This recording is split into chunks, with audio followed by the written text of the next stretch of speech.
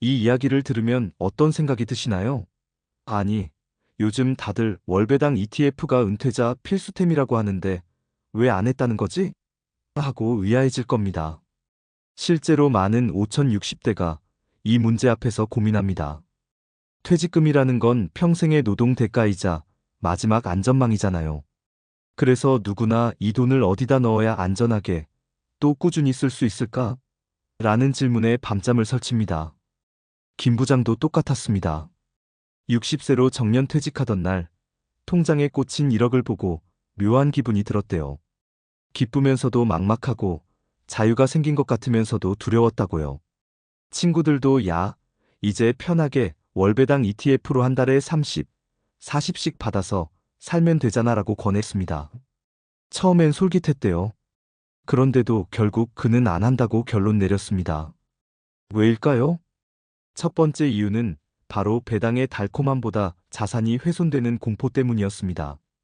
김 부장은 금융사를 오랫동안 거래하며 나름 공부도 많이 한 편이었대요. ETF 설계 구조를 뜯어보면 매월 배당을 만들어주기 위해서 주식을 일부 팔아서라도 지급해야 하는 상품이 있다는 걸 알게 됐다고 해요. 매달 꼬박꼬박 들어오니까 너무 좋지 않냐는 말이 마케팅 문구로만 보였답니다. 실제로는 내 돈이 조금씩 팔려나가면서 배당이 지급되는 구조도 있다는 걸 깨달았대요. 그가 했던 표현이 인상적이었어요. 매달 용돈 받는 것처럼 편하다는데 알고 보면 내 통장에서 매달 돈 빼서 나한테 주는 거랑 다를 게 없더라고. 이 말이 많은 사람들에게 울림을 줍니다. 사실 ETF 배당 중 일부는 운용 수익이 아니라 자산 매각으로 메꾸기도 하거든요. 그래서 김 부장은 내가 죽을 때까지 버틸 돈을 이렇게 쓰면 80살에 바닥날 것 같았다고 했습니다. 두 번째 이유는 수익률과 리스크의 오해입니다. 주식형 ETF든 리츠든 월배당을 지급하는 상품들은 보통 고배당 주식이나 부동산에 투자합니다. 그런데 김 부장은 2020년대 초반 코로나 장세에서 급락하는 시장을 본 경험이 있대요. 한 번은 지인이 추천한 리츠 상품이 배당 수익률 8%라고 해서 샀는데 1년 세평가 금액이 20% 빠진 적이 있었답니다. 배당만 보면 좋아 보여도 원금이 빠지면 의미가 없더라고. 그 경험이 너무 뼈아팠대요. 월배당 ETF도 결국 시장 리스크를 그대로 받는 주식형 상품이라는 걸 잊으면 안 된다고 강조했습니다. 세 번째 이유는 심리적 압박이었대요. 퇴직하고 나면 매달 들어오는 현금 흐름이 정말 중요합니다. 그런데 김 부장은 매달 배당이 나오면 아싸, 쓸 돈 생겼다는 생각이 너무 자연스러워지더래요.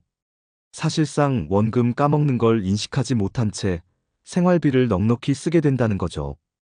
은퇴하면 돈을 보존하면서 쓰는 게 핵심인데 매달 배당 준다고 하니 마음이 풀어지더라고. 내 성격상 그거 다 쓰다간 큰일 나겠다 싶었지. 그래서 그는 배당보다 차라리 안정적인 채권형 펀드나 현금성 자산 비중을 높였답니다. 생활비는 은행이자나 현금 비중으로 충당하고 주식 투자 비중은 별도로 관리해 손실을 감수할 여유 자금으로만 두었대요. 이런 이야기를 듣다 보면 많은 분이 고개를 끄덕이십니다. 아, 나도 퇴직금 굴릴 때 너무 달콤한 수익률에 눈이 갔는데 구조나 리스크는 깊이 안 봤네. 사실 김 부장 사례는 우리 모두의 거울입니다. 은퇴자금은 내가 돈을 어떻게 불리느냐보다 내가 돈을 어떻게 무너지지 않게 지키느냐가 훨씬 중요하거든요. 제가 전문가 입장에서 한 가지 강조하고 싶은 건 이겁니다. 월배당 ETF 자체가 나쁘다는 뜻이 아닙니다. 누구에게는 맞춤형일 수도 있어요. 그러나 자신의 투자 성향, 생활비 구조, 심리적 소비 습관을 먼저 점검하지 않으면 큰 화를 부를 수 있습니다. 특히 은퇴 후에는 내가 원금 손실을 견딜 수 있는가가 모든 투자 판단의 기준이 되어야 합니다. 많은 분들이 월 30만 원만 들어와도 얼마나 좋아라고 합니다. 맞는 말입니다. 다만 그 돈이 어디서 나오느냐, 내 자산을 얼마나 훼손시키느냐를 따져봐야 합니다. 특히 장기적인 물가 상승, 의료비 지출 증가 같은 은퇴 리스크를 고려하면 월배당 ETF를 과신하기 전에 다음을 꼭 점검해 보세요. 내 생활비 총액과 고정비 구조, 예상 수명과 의료비 플랜, 주식형 자산 비중의 변동성 감내 가능 여부, 원금 훼손이 언제까지 용인 가능한지. 김 부장은 이런 질문들을 끝까지 붙잡고 스스로에게 물었대요. 결국 답은 내 돈이 빨리 줄어드는 구조는 절대 피하자였다고요. 대신 그는 퇴직금 1억을 몇 개의 만기 분산 예금과 채권형 펀드에 나눠서 두고 주식형은 소액만 별도로 관리했습니다. 매달 생활비는 은행 이자와 현금성 자산으로 충당하고요. 심심하지만 그래도 마음이 편하더라. 그가 마지막으로 남긴 이 말이 사실 최고의 조언 아닐까요? 은퇴는 매달 얼마 받느냐의 문제가 아니라 내 돈이 언제까지 살아남느냐의 문제입니다. 그리고 그 정답은 누구에게나 다를 수 있습니다. 이 글을 보시는 여러분도 김 부장의 고백을 그냥 흘려듣지 마세요. 나도 월배당 ETF가 정말 나에게 맞을까? 내 돈이 언제까지 버틸 수 있을까? 이 질문부터 시작해보세요. 그게 진짜 은퇴 준비의 출발점이니까요. 방금까지는 60세 김 부장의 솔직한 경험담을 중심으로 왜 월배당 ETF를 포기했는가를 감정적으로 공감되도록 이야기했어요. 이제는 거기서 한 발 더 나아가서 전문가 관점에서 보다 구체적이고 실용적인 정보를 드릴게요. 여러분이 지금 퇴직금 굴릴 방법을 고민 중이라면 아래 내용은 그냥 정보가 아니라 실제 플랜을 짜는 기준이 될 수 있도록 최대한 현실적으로 풀어보겠습니다. 우선 월배당 ETF, 과연 은퇴자금에 적합한가? 라는 질문부터 냉정하게 해봅시다. 많은 금융 전문가들이 강조하는 건 월배당 ETF가 결코 무위험 상품이 아니라는 사실입니다.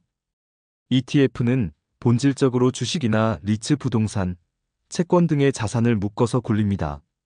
월배당을 주려면 수익을 내서 배당하거나 심지어 일부 원금을 팔아서 지급할 수도 있어요. 실제로 어떤 미국 월배당 ETF들은 ROCRETURN, 어브 캐퍼털라는 명목으로 자산 매각분을 배당에 포함합니다. 즉, 내 돈을 조금씩 빼서 나한테 주는 것이 될 수 있는 거죠. 한국 시장에서도 일부 고배당 ETF들은 주가가 급락할 경우 배당 수익률은 유지되지만 평가 금액이 줄어 전체 자산을 갉아먹습니다. 예시로 들어볼까요? A씨가 1억을 배당 수익률 7% 월배당 ETF에 넣으면 연 700만 원, 월 약 58만 원 정도의 배당이 들어옵니다. 하지만 주가가 마이너스 20% 하락하면 자산은 8천만 원이 되고 이후 같은 배당률이라도 연 560만 원 월 46만 원으로 줄어듭니다.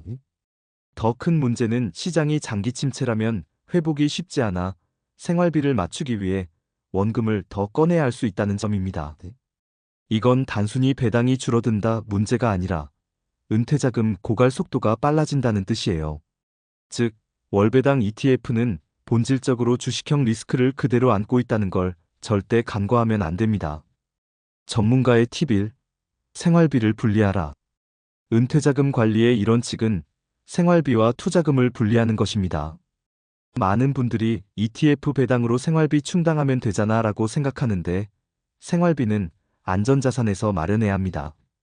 생활비 계좌 단기 예금, MMF, 국채, 단기채 펀드, 투자 계좌 주식형 ETF, 리츠, 배당주, 월배당 ETF 등 이렇게 나누면 시장이 급락해도 생활비 계좌가 버팀목이 됩니다. 반대로 생활비를 투자 계좌에서 뽑았으면 주가가 빠질 때 싸게 팔아야 하니까 회복이 더 어려워집니다. 전문가의 팁이 현금 흐름 착시를 경계하라. 월배당 ETF 광고는 매달 현금이 꼬박꼬박 들어온다는 점을 강조합니다. 하지만 실제로는 배당이 일정해도 자산 가치는 변동합니다. 한 금융기관 보고서에 따르면 고배당형 ETF의 연평균 변동성은 1525% 수준입니다. 한국 장기금리 국채 10년물가 3.5%라면 같은 돈을 채권 ETF나 예금에 넣으면 평가 가치는 유지됩니다. 즉, 월 50만 원 현금 흐름과 원금 보전 중 어떤 게 더 중요한지 우선순위를 명확히 해야 합니다. 전문가의 팁 3. 은퇴자금은 시간 분산이 생명이다. 김 부장 사례에서 배울 핵심은 한 방에 결정하지 말라는 겁니다. 퇴직금을 한 번에 ETF에 다 넣어두면 시장이 폭락할 때 리밸런스 여력이 사라집니다. 현실적인 대안으로는 적립식 투자 분할 매수를 권합니다. 1억 중 생활비를 3년치 가령 월 250만 원 생활비면 9천만 원을 예금 채권에 넣어두고 나머지 1천만 원을 12개월로 나눠 월배당 ETF나 주식형 ETF를 매수. 이렇게 하면 매입가가 분산되고 시장 변동성 리스크가 줄어듭니다. 전문가의 팁 4. 퇴직 후에도 포트폴리오는 변한다. 많은 분들이 은퇴하면 안 움직이는 게 안전이라 생각합니다. 하지만 의료비, 물가, 가족 지원 등 지출 구조는 수시로 바뀝니다. 전문가들이 권하는 것은 1년에 한 번은 포트폴리오 점검입니다. 시장 상황이 바뀌면 주식 채권 비중도 조정하고 필요하면 월배당 ETF 비중도 줄이거나 늘립니다. 김 부장도 퇴직 직후에는 채권 80%, 주식 20%였는데 물가가 오르자 주식형을 30%로 늘렸다고 하더라고요. 전문가의 팁 5. 심리관리가 곧 자산관리다. 은퇴 후 가장 큰 적은 시장이 아니라 내 마음입니다. 매달 배당이 나오면 있으니까 써야지 하는 심리가 생깁니다. 시장 급락이 오면 빼야 하나? 라는 공포가 생깁니다. 그래서 전문가들은 월배당 ETF를 포함한 위험자산을 생활비 목적이 아니라 여유 자금으로만 두라고 말합니다. 생활비는 안전자산에서 꺼내 쓰고 ETF 배당금은 재투자하거나 계획된 범위에서만 소비. 이게 김 부장이 깨달은 핵심이었어요. 마무리 조언. 월배당 ETF는 나쁜 상품이 아닙니다. 문제는 이게 내 은퇴 계획과 맞느냐입니다. 생활비 안전망이 먼저입니다. 그리고 위험자산은 여유 자금에서만. 내 돈이 언제까지 버틸 수 있나를 먼저 따져보고 그 위에서 상품을 고르세요. 이건 단순한 이론이 아니라 수많은 은퇴자들이 실제로 겪고 깨달은 조언입니다. 김 부장도 이렇게 말했습니다. 내가 ETF를 안 한 이유는 단 하나야. 내 돈이 언제까지 버틸지 계산했더니 답이 나오더라고. 이 말을 오늘 여러분도 꼭 한번 곱씹어 보셨으면 좋겠습니다.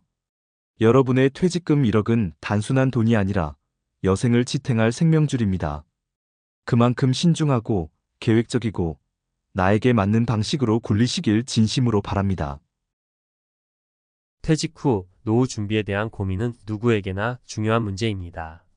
하지만 실제로 우리가 퇴직을 맞이할 때 예상했던 것보다 준비가 부족하다는 사실을 깨닫는 사람들이 많습니다. 20년 차 부부의 경우에도 예외는 아닙니다. 오늘은 노후 준비가 충분하지 않아 퇴직 후 막막함을 겪는 20년 차 부부들의 실제 사례를 통해 어떤 준비가 필요한지 구체적으로 알아보겠습니다. 1. 사례 1. 퇴직 후 재정 계획이 없던 우리의 현실. 첫 번째 사례는 55세의 김영수 가명 씨 부부입니다.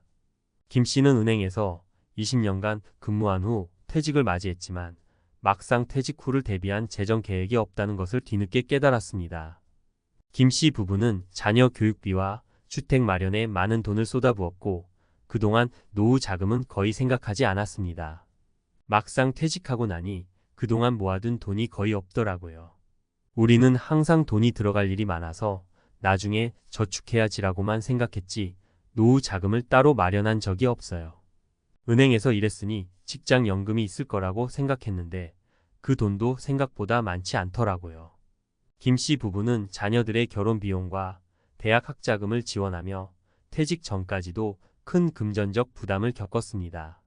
은퇴 후에는 급여도 없고 직장 연금만으로 생활을 유지하기 어려워지자 부부는 퇴직 후 생계 유지에 대해 걱정이 커졌습니다. 김 씨는 뒤늦게 주식 투자에 도전했지만 처음 접하는 투자 방식에 손해를 보기도 했습니다. 그는 투자에 대한 지식이 부족하다 보니 손실을 입었고 그나마 있는 저축도 빠르게 줄어들었습니다. 라고 고백합니다. 이 부부는 결국 주택담보대출을 받아 노후 자금을 마련해야 했습니다. 하지만 대출을 갚으면서도 생활비가 부족해지자 김 씨는 다시 일자리를 찾아 나서야 했습니다. 이 나이에 일자리를 구하는 건 쉽지 않아요. 젊을 때 미리 준비했어야 했다는 후회가 매일같이 들어요. 2. 사례 2. 노후 준비를 미루다 얻은 큰 교훈. 두 번째 사례는 20년 차 직장인 박민수 가명 씨 부부입니다. 박 씨는 58세로 60세 퇴직을 앞두고 있었습니다. 박 씨 부부도 자녀 교육에 많은 돈을 썼고 그동안 생활비를 충당하기 위해 부부 모두 맞벌이를 해왔습니다. 하지만 노후 준비는 생각보다 더디게 이루어졌습니다. 우리는 항상 내년에 더 벌면 저축하자고 했어요. 맞벌이를 하고 있었으니 돈이 들어오는 대로 생활비로 썼고 나머지는 자녀들 뒷바라지에 다 썼죠. 그런데 퇴직이 가까워지면서 우리가 도대체 얼마나 모아둔 게 있지? 라는 생각이 들더라고요. 박 씨 부부는 퇴직 후 23년 정도 생활할 자금은 마련했지만 그 이후의 생활에 대한 계획이 없었습니다. 우리가 100세 시대라고 하는데 퇴직 후 40년 가까운 세월을 어떻게 버틸 수 있을지 고민되기 시작했어요. 특히 박 씨는 노후 건강에 대한 걱정이 많았습니다. 부모님께서 병원에 자주 다니시는 모습을 보며 본인도 같은 상황이 될까 두려워졌다고 합니다. 건강이 나빠지면 병원비가 엄청나게 나갈 텐데 그때는 일할 수도 없을 거잖아요. 그런 생각을 하니까 정말 막막해지더라고요.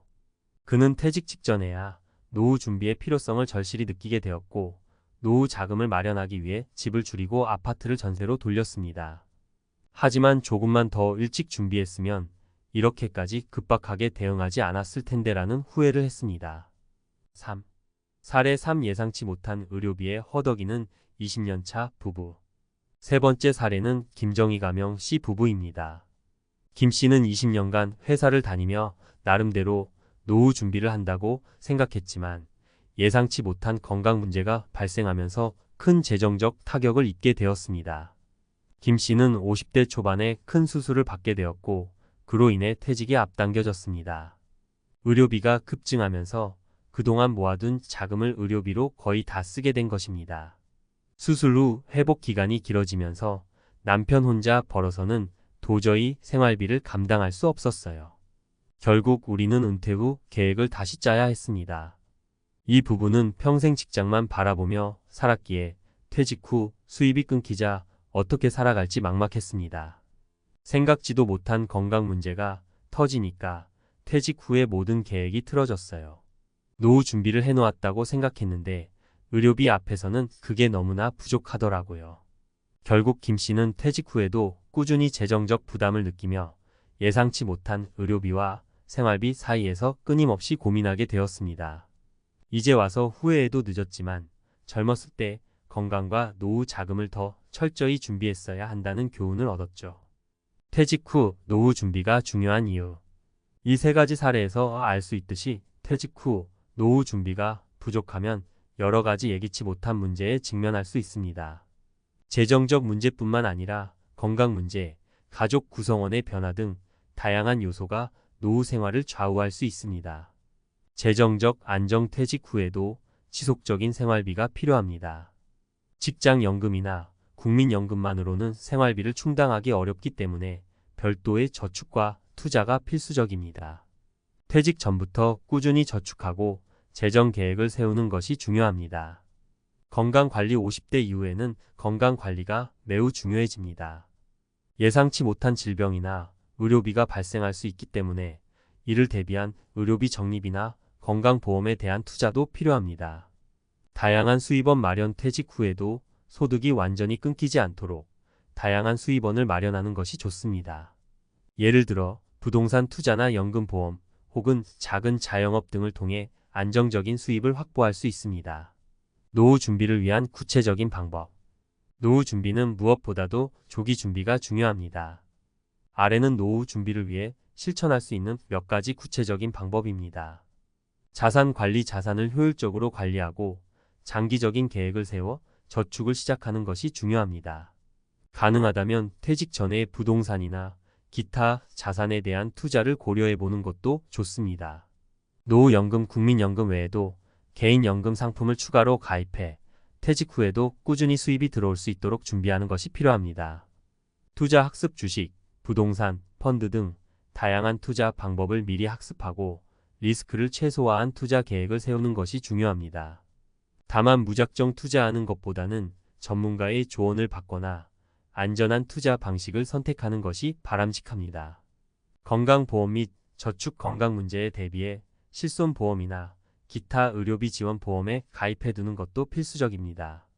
또한 건강을 유지하기 위한 노력도 중요한 부분입니다. 일자리 계획 퇴직 후에도 일할 수 있는 환경을 마련해 두는 것이 좋습니다. 예를 들어 자신의 전문 분야를 살려 프리랜서로 일하거나 혹은 자격증을 취득해 나이가 들어서도 일할 수 있는 준비를 해두는 것이 필요합니다. 퇴직 후 노후 준비가 부족하면 생존 자체가 위협받을 수 있습니다. 김영수 씨, 박민수 씨, 김정희 씨 부부의 사례에서 보듯 퇴직 후에 김영수 씨, 박민수 씨, 김정희 씨 부부의 사례에서 보듯 퇴직 후의 삶은 우리가 예상하지 못한 변수들로 가득 차 있을 수 있습니다. 그 변수가 재정적인 문제일 수도 있고 건강상의 문제일 수도 있으며 때로는 가족 내의 상황 변화에 의해서도 발생할 수 있습니다. 그렇기 때문에 노후 준비는 단순히 저축이나 투자뿐만 아니라 삶 전체에 대한 종합적인 계획이 필요합니다. 4. 퇴직 후 노후 준비가 부족한 이들이 겪는 주요 어려움. 예기치 못한 큰 지출. 노후에는 예기치 못한 큰 지출이 생길 가능성이 높습니다. 김정희 씨의 경우처럼 건강 문제로 인한 의료비가 갑작스럽게 발생할 수 있습니다. 특히 나이가 들면서 건강 문제가 발생할 확률이 높아지기 때문에 의료비에 대한 준비는 필수적입니다. 질병뿐만 아니라 가정 내 갑작스러운 사고나 수리비, 자녀나 가족 구성원의 긴급한 자금 지원 등의 상황도 발생할 수 있죠. 따라서 긴급 자금을 마련해 두는 것이 중요합니다. 생활비와는 별도로 긴급 상황에 대비할 수 있는 자금을 마련해 둔다면 예기치 못한 상황에서도 최소한의 안전망을 확보할 수 있습니다. 보통 이 긴급 자금은 6개월에서 1년간의 생활비를 기준으로 설정하는 것이 좋습니다. 소득원이 끊기는 불안감. 퇴직 후 소득이 전혀 없어진다는 것은 많은 사람들에게 큰 불안감을 줍니다. 평생을 일하며 벌어왔던 소득이 한순간에 끊기면 그동안의 생활 방식도 크게 변할 수밖에 없습니다. 김영수 씨 부부가 겪었던 것처럼 자녀들의 교육비와 생활비에 집중하다 보면 퇴직 후 소득에 대한 대안을 마련할 시간이 부족할 수 있습니다. 이를 대비해 다양한 수입원을 미리 준비하는 것이 중요합니다. 예를 들어 국민연금과 직장연금 외에도 개인연금이나 부동산 또는 작게는 자격증을 활용한 부업이나 프리랜서 1등을 고려할 수 있습니다. 최근에는 퇴직 후에도 일할 수 있는 다양한 일자리 기회가 생기고 있으며 이를 통해 퇴직 후에도 일정한 소득을 유지하는 것이 중요한 전략 중 하나입니다. 사회적 고립. 재정적 어려움만이 퇴직 후의 유일한 문제는 아닙니다. 많은 사람들이 퇴직 후 겪는 또 다른 문제는 바로 사회적 고립입니다. 박민수 씨 부부처럼 오랫동안 직장에서 일하다가 퇴직 후 일자리가 없어지면 자연스럽게 사회적 관계도 축소됩니다. 오랜 시간 함께 일하던 동료들과의 교류가 줄어들고 나이가 들수록 새로운 사회적 관계를 맺는 것이 어려워지기 때문입니다. 사회적 고립은 퇴직 후 정신적 건강에도 큰 영향을 미칠 수 있습니다. 퇴직 후에도 사회와 연결되어 있는 활동을 유지하는 것이 중요합니다. 이를 위해서는 취미 활동이나 지역사회 봉사활동 혹은 동호회에 참여하는 등의 방법이 도움이 될 수 있습니다. 이렇게 새로운 사람들과의 만남을 통해 활발한 사회적 관계를 유지하면 정서적으로도 더욱 안정된 노후 생활을 할 수 있습니다. 5. 노후 준비를 위한 필수 전략. 퇴직 후의 어려움들을 극복하기 위해서는 미리 준비하고 실천할 수 있는 구체적인 전략이 필요합니다. 아래에서는 퇴직 후를 대비해 꼭 실천해야 할 몇 가지 전략을 소개합니다. 퇴직 전 재정 점검. 가장 먼저 해야 할 일은 퇴직 전 자신의 재정을 철저하게 점검하는 것입니다. 자신의 자산이 얼마나 있는지, 퇴직 후에 필요한 생활비는 어느 정도인지 명확히 파악해야 합니다. 이에 따라 저축과 지출 계획을 다시 세워볼 필요가 있습니다. 노후 자금을 어떻게 분배할 것인지에 대한 구체적인 계획을 세우고 지출을 최소화할 방법을 고민해 보세요. 건강 유지. 건강이 노후 생활에서 가장 중요한 자산이라는 말이 있듯이 건강을 유지하는 것이 곧 재정적 부담을 줄이는 방법입니다. 퇴직 후에도 건강을 유지하기 위해서는 규칙적인 운동과 균형 잡힌 식단이 필수적입니다. 더불어 정기적인 건강검진을 통해 질병을 미리 예방하고 관리하는 것도 중요합니다. 건강을 잘 유지하면 의료비 지출을 줄이고 더 나아가 삶의 질을 높일 수 있습니다. 장기적인 투자 계획 세우기.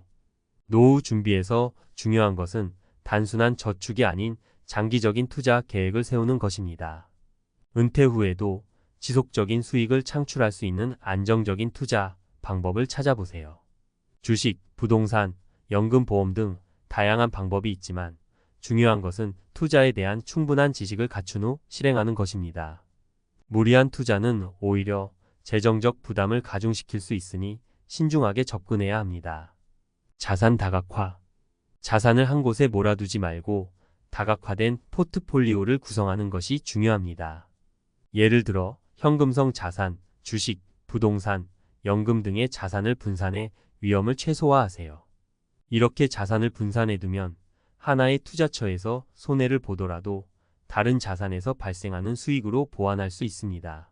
연금과 보험. 국민연금 외에도 개인연금 상품을 미리 가입해 두는 것이 좋습니다. 연금은 장기적으로 수익을 보장해 주기 때문에 퇴직 후에도 안정적인 생활을 유지할 수 있는 중요한 자산이 됩니다. 또한 의료비를 대비한 보험도 필수적입니다. 특히 실손의료보험은 노후에 발생할 수 있는 의료비 부담을 덜어줄 수 있기 때문에 꼭 준비해 두는 것이 좋습니다. 6. 퇴직 후의 행복한 삶을 위한 준비. 퇴직 후의 삶은 그저 경제적인 문제뿐만 아니라 정신적, 정서적 안정과도 깊은 관련이 있습니다. 따라서 재정적 준비뿐만 아니라 행복한 노후를 위한 정서적 준비도 함께 이루어져야 합니다. 삶의 목표 설정.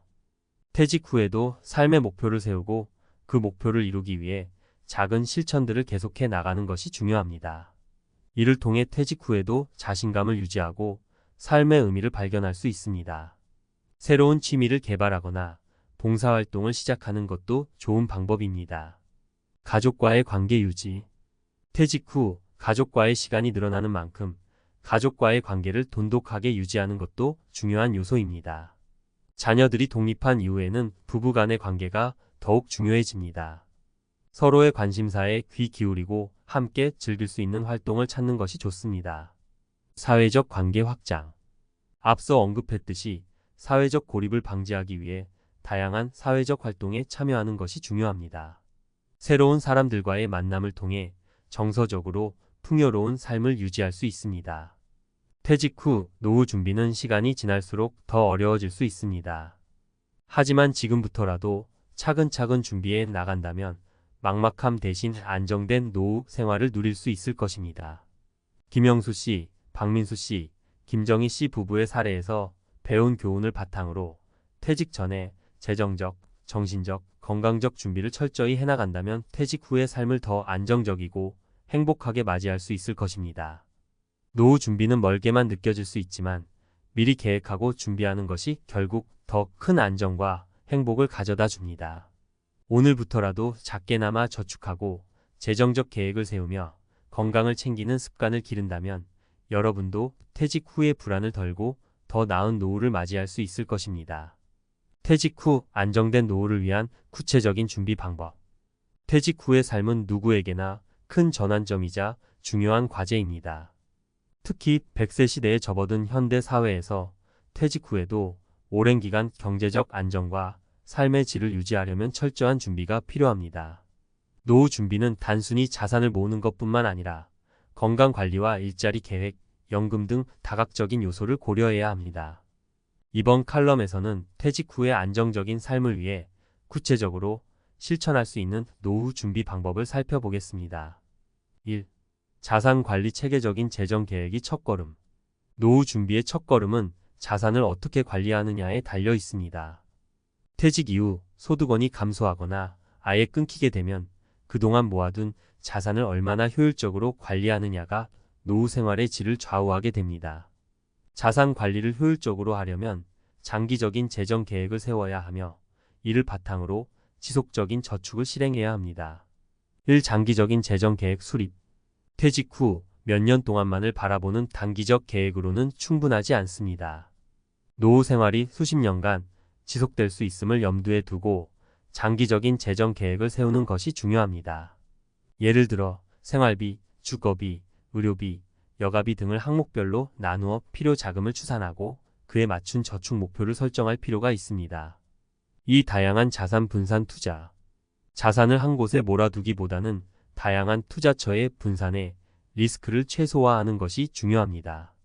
부동산, 주식, 펀드 등 여러 자산의 분산 투자에 안정성과 수익성을 동시에 확보할 수 있도록 해야 합니다. 특히 부동산은 노후 자금의 안정적인 원천이 될 수 있는 자산으로 퇴직 전 부동산에 대한 투자를 고려하는 것도 좋은 방법입니다. 이를 통해 퇴직 후에도 안정적인 임대 수익을 기대할 수 있습니다. 2. 노후연금 국민연금과 개인연금의 병행. 연금은 노후 생활을 지탱하는 중요한 수입원입니다. 퇴직 후에도 일정한 소득이 유지되려면 국민연금 외에도 개인연금 상품을 활용하는 것이 필요합니다. 1. 국민연금의 중요성. 국민연금은 기본적인 생활비를 보장하는 역할을 합니다. 국민연금에 가입해 꾸준히 보험료를 납부하면 퇴직 후 일정 금액을 매달 연금으로 받을 수 있습니다. 하지만 국민연금만으로는 퇴직 후 생활비를 충당하기에는 부족할 수 있습니다. 국민연금의 수령 금액은 납입한 보험료와 가입 기간에 따라 결정되므로 가입 기간이 길수록 더 많은 연금을 받을 수 있다는 점을 기억해야 합니다. 이 개인연금 가입. 국민연금 외에도 추가로 개인연금 상품을 가입해 수입원을 다양화하는 것이 좋습니다.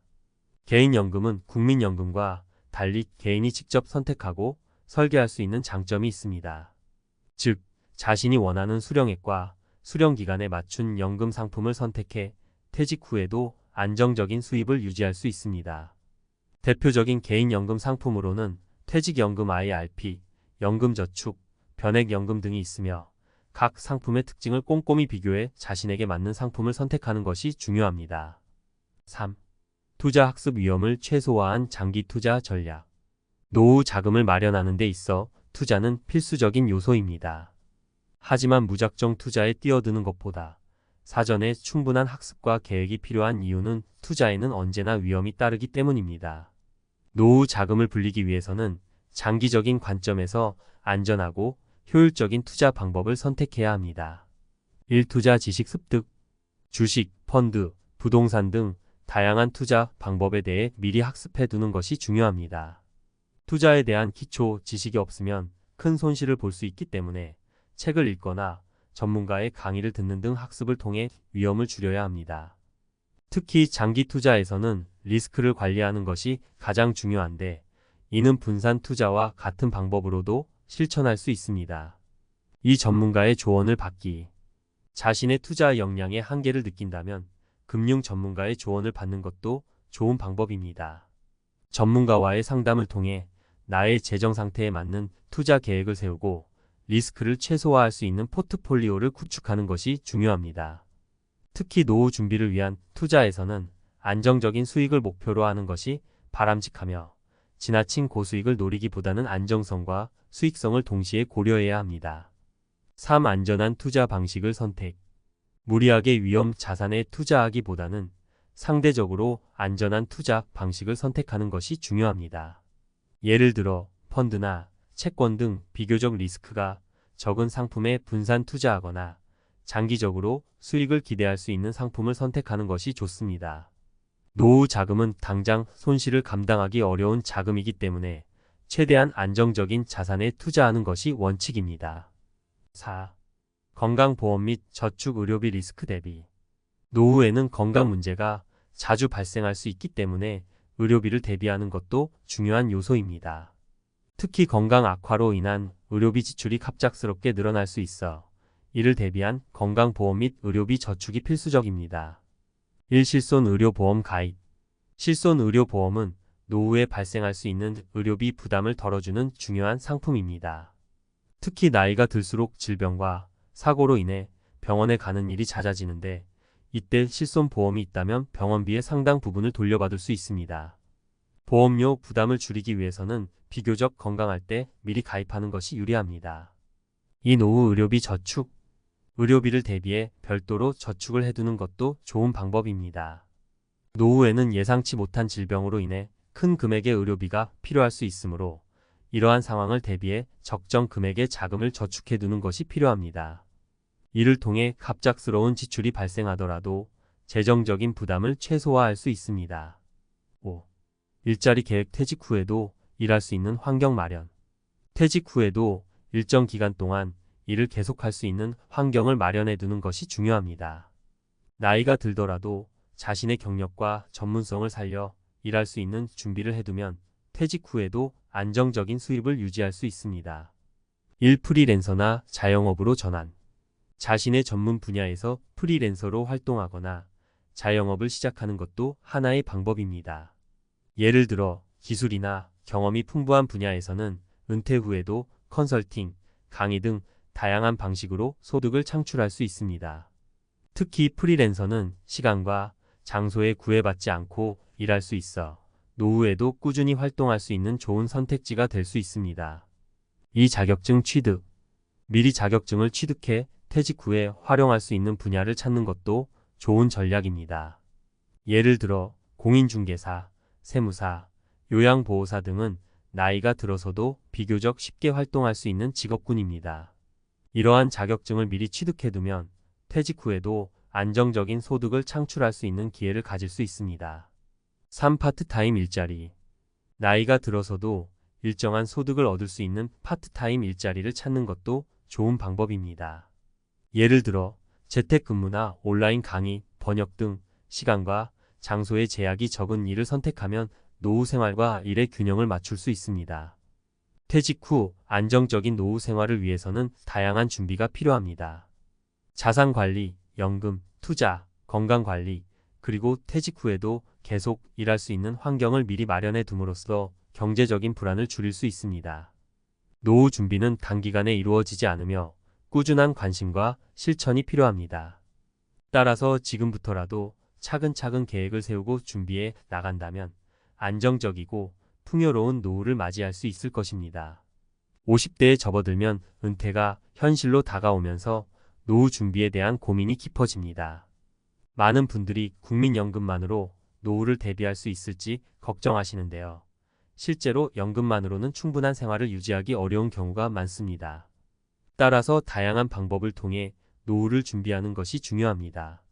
1. 연금 맞벌이의 중요성. 부부가 함께 연금을 받는 연금 맞벌이는 노후 생활의 안정성을 높이는 데 큰 도움이 됩니다. 국민연금은 가입자가 사망할 때까지 지급되며 물가 상승에 따라 연금액이 조정되기 때문에 안정적인 소득원으로 활용할 수 있습니다.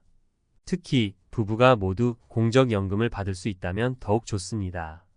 사례 1. 전업주부의 국민연금 임의가입. 김씨 부부는 남편이 직장 생활을 하고 아내는 전업주부로 지내왔습니다. 아내는 소득이 없어 국민연금에 가입하지 않았지만 50대에 접어들며 노후 준비의 필요성을 느꼈습니다. 그래서 아내는 국민연금에 이미 가입하여 10년 이상 보험료를 납부하기로 결정했습니다. 이를 통해 부부는 노후에 함께 연금을 받을 수 있게 되어 생활의 안정성을 높일 수 있었습니다. 2. 임금피크제와 퇴직급여 관리. 임금피크제는 일정 연령에 도달한 근로자의 임금을 조정하는 제도로 이에 따라 퇴직급여도 영향을 받을 수 있습니다. 따라서 임금피크제 적용 시 퇴직급여를 어떻게 관리할지 미리 계획하는 것이 중요합니다. 사례 2. 임금피크제 적용 근로자의 퇴직금 중간정산. 박 씨는 55세에 임금피크제가 적용되어 급여가 감소하게 되었습니다. 이에 따라 퇴직금도 줄어들 것을 우려한 박 씨는 퇴직금을 중간정산하여 개인형 퇴직연금 IRP에 이체했습니다. 이를 통해 퇴직소득세를 절감하고 55세 이후에 연금으로 수령할 수 있게 되어 노후 자금을 효율적으로 관리할 수 있었습니다. 3. 소득 공백에 대비한 재원 마련. 퇴직 후 국민연금을 받기까지 소득 공백이 발생할 수 있습니다. 이를 대비하기 위해 다양한 재원을 마련하는 것이 필요합니다. 사례 3. 주택연금 활용. 이씨 부부는 60세에 퇴직하였지만 국민연금 수령까지 5년의 공백이 있었습니다. 이 기간 동안 생활비를 충당하기 위해 주택연금을 활용하기로 결정했습니다. 부부 중 한 명이 55세 이상이고 보유주택의 공시가격이 12억 원 이하인 경우 주택연금을 신청할 수 있습니다. 이를 통해 이씨 부부는 주택을 담보로 매달 일정 금액을 연금으로 받아 소득 공백을 메울 수 있었습니다. 4. 보험료 납입 계획 점검. 퇴직 후에도 보험료를 지속적으로 납입할 수 있는지 확인해야 합니다. 보험료 부담이 크다면 보험료 감액 제도를 활용하여 보장 금액을 줄이고 보험료를 낮출 수 있습니다. 또한 자동 대출 납입 제도를 신청하여 보험료 미납으로 인한 계약 해지를 방지할 수 있습니다. 5. 주택담보대출 상환 계획 수립. 은퇴 전에 주택담보대출을 상환하는 것이 이상적이지만 현실적으로 어려운 경우도 많습니다. 이럴 때는 주택 다운사이징이나 주택연금을 활용하여 대출금을 상환하는 방안을 고려할 수 있습니다. 6. 추가 저축 및 투자 계획 수립. 연금만으로는 충분하지 않기 때문에 추가적인 저축과 투자가 필요합니다. 연금 저축과 IRP를 활용하여 세액 공제 혜택을 받으며 저축할 수 있으며 개인 종합 자산관리계좌 ISA를 통해 비과세 혜택을 누릴 수 있습니다. 7. 건강관리와 생활비 절감. 노후에는 의료비 지출이 증가할 수 있으므로 건강관리를 철저히 하고 생활비를 절감하는 노력이 필요합니다. 또한 자녀의 독립을 지원하여 부양 부담을 줄이는 것도 중요합니다. 이처럼 50대에는 다양한 측면에서 노후 준비를 철저히 해야 합니다. 연금만으로는 충분하지 않을 수 있으므로 추가적인 재원 마련과 생활비 절감, 건강관리 등을 통해 안정적인 노후를 준비하시기 바랍니다. 1. 안전한 자산 배분 전략. 자산 배분은 리스크를 분산시키고 장기적인 수익을 얻기 위한 중요한 전략입니다. 주식 장기적인 수익률을 위해 주식에 투자하는 것은 중요합니다. 다만 비중은 개인의 리스크 허용 범위에 따라 조정해야 합니다. 50대라면 상대적으로 안정적인 배당주나 블루칩 기업에 투자해 위험을 줄이는 것이 좋습니다. 채권은 주식보다 안정적인 수익을 제공합니다. 특히 국채와 회사채를 적절히 배분하여 안정성을 높일 수 있습니다. 현금 및 예금 경제 위기 시에 대비해 일정 금액은 예금이나 현금성 자산으로 보유하는 것이 좋습니다. 이는 갑작스러운 소득 공백이나 긴급 상황에 대처할 수 있도록 도와줍니다. 예시 김씨 부부는 50대에 접어들면서 주식과 채권, 예금을 적절히 분산하여 투자하기 시작했습니다. 주식은 성장성이 높은 IT 기업과 배당주에 투자하고 채권은 안정적인 수익을 위해 국채를 선택했습니다. 이를 통해 김씨 부부는 경제 불황에서도 자산 가치를 어느 정도 유지할 수 있었습니다. 2. 장기적인 투자 계획의 중요성. 장기적인 관점에서 투자는 자산의 가치를 높이는 데 중요한 역할을 합니다. 장기 투자로 얻을 수 있는 이점은 복리 효과와 시간에 따른 시장 회복입니다. 주식시장은 단기적으로는 변동성이 크지만 장기적으로는 상승하는 경향이 있습니다.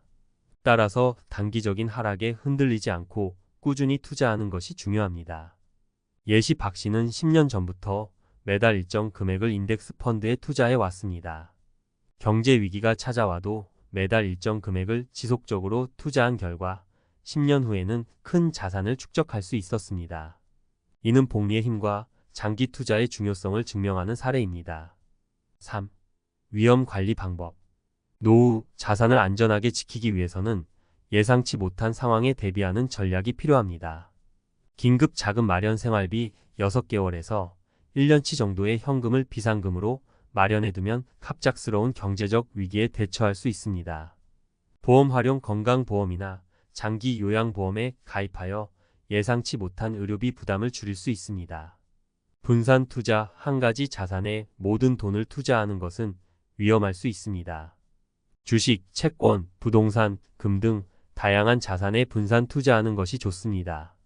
예시 이씨 부부는 50대에 들어서면서 자신의 투자 포트폴리오를 재점검했습니다. 예기치 못한 상황에 대비하기 위해 현금 비상금을 마련하고 기존의 주식과 채권에 더해 금과 같은 실물 자산에도 투자했습니다. 이러한 전략은 경제 불황 시 자산 가치 하락을 최소화하는 데 도움이 되었습니다. 추가 고려사항. 인플레이션 대비 인플레이션이 자산 가치를 잠식할 수 있으므로 인플레이션을 초과하는 수익률을 목표로 투자할 필요가 있습니다. 재교육 및 업스킬링. 50대에도 새로운 기술이나 지식을 배우는 것은 중요합니다. 이를 통해 퇴직 후에도 프리랜서나 자문직 같은 새로운 소득원을 창출할 수 있습니다. 결론. 노후 준비는 다양한 투자 전략과 위험 관리 방법을 통해 보다 안정적이고 풍요로운 삶을 보장할 수 있습니다. 자산 배분. 장기적인 투자, 위험 관리 및 새로운 기회 창출을 위한 재교육 등 여러 측면에서 접근하는 것이 중요합니다. 50대, 60대가 되면 다들 한 번쯤 이런 고민에 빠집니다. 내가 지금 가진 돈으로 은퇴 후에 괜찮게 살 수 있을까? 열심히 일해서 집도 사고 아이들 키우느라 허리가 휠 정도로 노력했는데 막상 주변을 보면 내 자산이 너무 초라해 보이는 순간이 오곤 합니다. 특히 10억이라는 숫자를 들으면 마음 한구석이 뜨끔하지 않으신가요? 중산층이라고 믿고 살아왔는데 어느새 나도 모르게 생존을 걱정해야 하는 처지로 전락한 건 아닌지 두려운 마음이 드는 겁니다. 최근엔 10억이 있어요. 중산층이라는 말이 심심찮게 들려옵니다. 그런데 문제는 정말 10억이 있어도 충분할까 하는 의문입니다. 지금 내 통장에 있는 돈이 은퇴 이후에도 안정적인 삶을 보장해 줄지 아니면 하루하루 불안 속에서 살아야 할지. 이 글을 읽는 당신도 이미 느끼고 있을 겁니다. 과연 이게 현실일까요? 함께 그 진실을 파헤쳐 보겠습니다. 10억 없으면 중산층 탈락. 현실을 깨닫게 될 충격적 진실. 50대, 60대 분들이 가장 많이 하시는 걱정 중 하나가 바로 은퇴 후 내 자산으로 과연 살 수 있을까? 라는 질문입니다. 요즘 뉴스나 주변에서 자주 들리는 말이 있죠. 중산층 기준? 이제는 10억 있어야 한다. 이 말을 듣고 많은 분들이 크게 공감하거나 반대로 깊은 한숨을 내쉬곤 합니다. 그런데 정말 10억이 있어야 중산층이고 그 돈이면 은퇴 후 걱정 없이 살 수 있을까요? 오늘은 현실적인 사례 3가지를 통해 이 문제를 함께 고민해 보고자 합니다. 사례 1집 한 채만 믿고 있다가 큰 코 다친 김씨 부부. 김씨 59세 부부는 30년간 대기업에 다닌 남편과 전업주부로 가정을 꾸려온 아내로 이루어진 전형적인 중산층 가정이었습니다. 서울 외곽에 시세 12억짜리 아파트 한 채를 소유하고 은퇴 이후 자산 걱정은 없을 것이라 믿었죠. 하지만 막상 은퇴를 앞두고 보니 현금 자산은 3천만 원 남짓? 아파트를 유지하는데 매달 나가는 관리비와 공과금, 각종 세금만 해도 한 달에 70만 원이 넘습니다. 자녀의 결혼 비용에 퇴직금 일부를 쓰다 보니 남은 현금은 생활비로 부족했고 결국 아파트를 담보로 대출을 받아야 하는 상황에 놓였습니다. 김 씨는 말합니다. 12억짜리 집이 있다고 자산가라 불렸는데 지금은 매달 현금 부족으로 대출금 갚기에도 빠듯합니다. 이렇게 될 줄은 몰랐습니다. 이 사례는 우리에게 중요한 교훈을 줍니다. 비싼 집 한 채가 중산층을 보장하지 않는다는 사실입니다. 은퇴 후에는 현금 흐름이 가장 중요합니다. 자산이 많아 보여도 현금이 없다면 생활이 무너질 수 있습니다. 사례 2 퇴직금으로 펀드에 투자했다가 망한 박 씨의 이야기. 박 씨 62세는 은퇴 후 퇴직금 2억 원으로 노후를 준비하려 했습니다. 그런데 은행에서 권한 펀드 상품과 주식에 투자했다가 반토막이 났습니다. 퇴직 직후에는 손실을 만회하려는 욕심에 더 큰 위험을 감수하며 공격적으로 투자했고 결과적으로 남은 돈은 1억 원도 채 되지 않았습니다. 젊을 때는 소득이 있으니 손실이 나도 버틸 수 있었는데 은퇴 후에는 그럴 여유가 없습니다. 내가 2억이나 있었던 시절이 있었나 싶을 정도로 후회스럽습니다. 박 씨의 사례는 은퇴 후 자산 관리의 중요성을 강조합니다. 은퇴 이후의 돈은 늘어날 가능성보다 줄어들 위험이 훨씬 큽니다. 따라서 안정적인 자산 운용과 전문가의 도움을 받는 것이 필요합니다. 사례 3 작은 시골집으로 시작해 자립한 정씨 부부. 정씨 부부 60세는 은퇴 전에 도시 생활을 정리하고 시골로 내려갔습니다. 도시에서의 중산층 기준에 맞추려던 부담을 버리고 작은 집을 마련해 자급자족 생활을 시작했습니다. 부부는 텃밭에서 채소를 키우고 남편은 지역 사회에서 강의나 자문을 맡아 소소한 수입을 유지했습니다. 정 씨는 말합니다. 처음에는 불편하고 힘들었지만 지금은 우리 기준에서 충분히 만족스러운 삶을 살고 있습니다. 도시에서 느꼈던 소비 압박이 없어지니 1년에 2천만 원도 안 되는 돈으로도 충분히 살 수 있더군요. 이 사례는 중산층 기준이라는 숫자가 단순히 자산의 크기가 아닌 삶의 방식과 가치에 따라 달라질 수 있다는 점을 보여줍니다. 정 씨 부부는 작게 살기라는 선택으로 삶의 질을 높이고 경제적 안정까지 얻었습니다. 중산층 기준의 진실돈이 아니라 삶의 균형. 이제 우리가 현실을 직시해야 할 때입니다. 10억이라는 숫자는 단순히 자산 크기를 나타낼 뿐 진짜 중산층의 삶을 보장하진 않습니다. 중산층의 기준은 오히려 현금 흐름, 경제적 자립, 그리고 심리적 안정에서 나옵니다. 은퇴 후 현실적인 중산층 기준을 만들기 위한 세 가지 원칙. 현금 흐름에 집중하라. 집 한 채, 비싼 자산보다는 매달 고정적으로 들어오는 현금 흐름이 중요합니다. 연금, 임대소득 혹은 소소한 일자리라도 지속 가능한 수입원이 핵심입니다. 위험한 투자는 피하라. 은퇴 후에는 공격적인 투자가 아닌 안정적인 자산 관리가 최우선입니다. 작은 수익이어도 꾸준히 유지되는 방식이 더 안전합니다. 소비 수준을 현실화하라. 정씨 부부처럼 소비를 줄이고 삶의 방식을 단순화하면 적은 돈으로도 풍요로움을 느낄 수 있습니다. 이는 숫자만 좇는 삶보다 훨씬 만족스럽습니다. 결론, 중산층의 기준을 다시 정의하자. 은퇴 후 삶의 행복은 자산의 크기보다 삶을 어떻게 설계하고 운영하느냐에 달려 있습니다. 10억이라는 숫자에 휘둘리기보다 나에게 맞는 현실적이고 지속 가능한 삶의 방식을 찾는 것이 중요합니다. 오늘부터라도 내 자산, 소비 습관, 그리고 은퇴 후 계획을 다시 한번 점검해 보세요. 10억 없어도 중산층답게 살 수 있는 방법은 분명히 있습니다. 은퇴 후 중산층 기준, 돈보다 중요한 것은 10억이 있어야 중산층이라는 이야기가 우리를 불안하게 만듭니다. 하지만 전문가의 시각으로 본다면 단순히 숫자로 중산층을 정의하는 것은 위험합니다. 중산층이라는 개념은 돈만이 아니라 삶의 질, 안정된 생활, 그리고 미래에 대한 준비가 조화롭게 어우러져야 비로소 완성됩니다. 오늘은 이를 전문가의 관점에서 깊이 있게 들여다보겠습니다. 1. 10억이 왜 중요할까? 10억이라는 숫자가 자주 언급되는 이유는 간단합니다. 현 시대의 물가와 평균 은퇴 기간을 고려할 때 10억 원이라는 자산이 있어야만 기본 생활을 유지할 수 있다는 계산에서 나온 결과죠. 예를 들어 은퇴 후 20년을 산다고 가정하면 연평균 5천만 원 정도를 써야 합니다. 하지만 이는 어디까지나 평균치일 뿐 개인의 상황에 따라 크게 달라질 수 있습니다. 현실적인 질문. 내가 현재 필요한 생활비는 얼마인가? 집, 의료비, 여행, 취미 등 은퇴 후 필요한 지출을 정확히 계산해 본 적이 있는가? 대부분의 사람들이 이 질문에 답하지 못합니다. 그래서 남들이 말하는 10억이라는 숫자에 매달리고 불안해하죠. 중요한 건 내 삶에 맞는 자산 플랜을 세우는 것입니다. 단순히 숫자에 휘둘리지 말고 내 생활에 맞는 구체적인 목표를 설정하세요. 2. 사례 은퇴 후 10억이 있었지만 실패한 김 씨의 이야기. 김 씨는 은퇴 후 퇴직금과 자산을 합쳐 약 10억 원을 보유한 상태였습니다. 그러나 은퇴 후 삶은 그가 기대했던 것과 달랐습니다.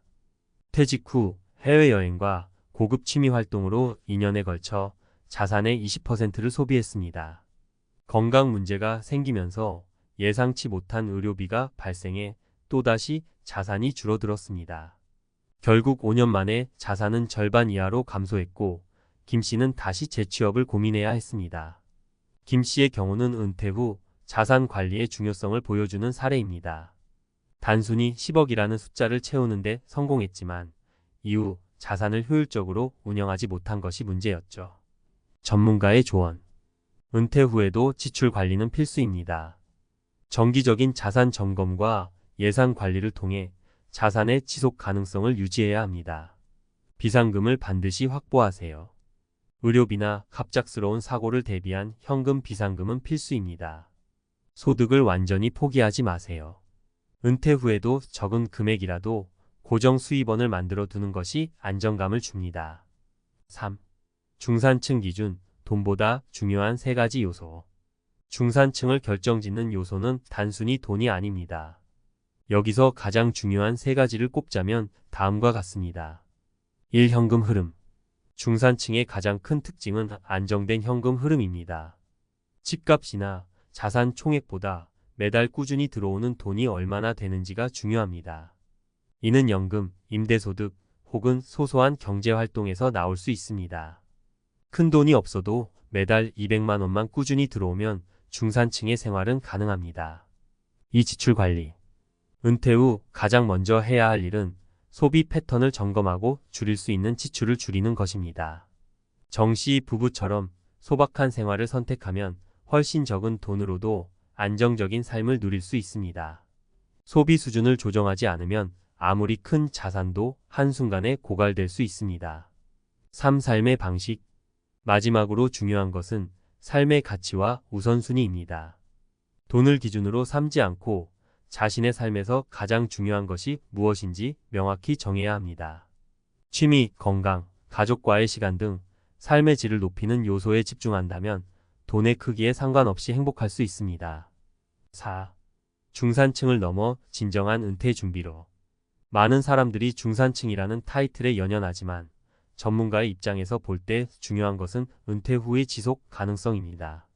돈이 많다고 모두가 행복한 중산층이 되는 건 아닙니다. 아래 3가지 계획이 중요합니다. 1. 은퇴 후 소득원을 만들어라. 퇴직 후에도 작게나마 소득 활동을 이어가는 것이 중요합니다. 예를 들어 취미로 시작한 글쓰기, 유튜브 운영, 혹은 작은 재택근무 등은 경제적 안정뿐만 아니라 삶의 활력까지 더해줍니다. 2. 심플하게 살아라. 소비가 많아지면 행복도 높아질까? 라는 질문의 답은 아니오입니다. 소비를 줄이고 단순한 생활을 선택하면 돈의 압박에서 벗어나 훨씬 더 행복한 삶을 살 수 있습니다. 3. 관계를 투자하라. 돈보다 중요한 것은 사람입니다. 은퇴 후의 외로움은 돈으로 해결되지 않습니다.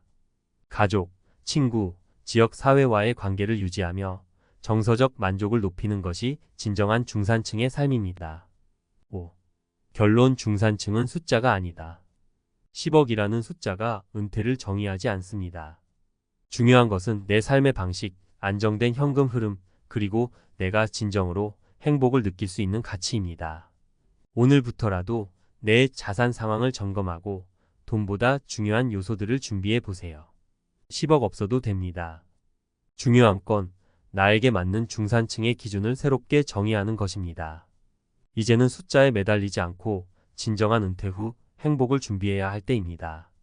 여러분의 중산층 기준은 무엇인가요?